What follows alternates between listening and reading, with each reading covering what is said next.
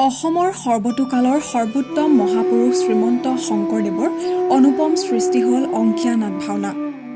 শ্ৰীমন্ত শংকৰদেৱ আৰু মাধৱদেৱে ৰচনা কৰা নাটসমূহক অংকীয়া নাট আখ্যা দিয়া হয়।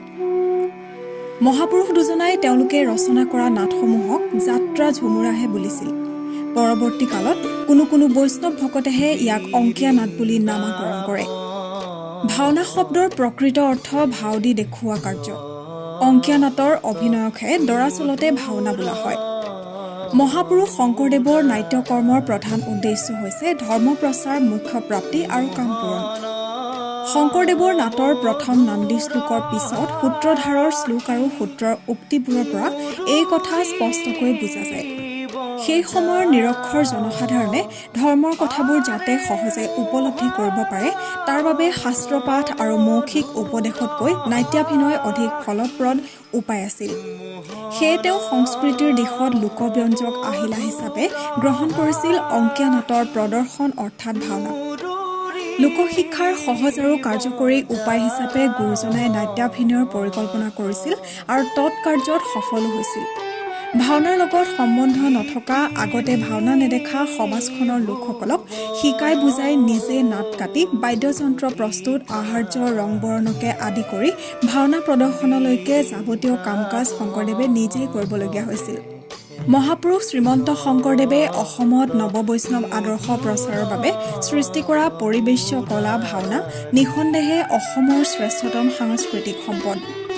গণমুখী চেতনাৰে সমৃদ্ধ এই ভাওনা আছিল বিচ্ছিন্নতাৰ মাজত ঐক্য, সমন্বয় আৰু সুকুমাৰ জীৱনবোধৰ ধাৰক তথা বাহক।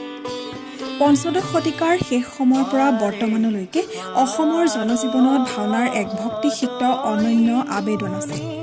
সুকুমাৰ কলাৰ স্তূপীকৃত ৰূপ এই ভাওনাতে যথাৰ্থতে প্ৰতিফলিত হয় জাতীয় আবেগ আৰু অসমীয়া মানুহৰ বৰ্ণাঢ্য সাংস্কৃতিক চেতনা।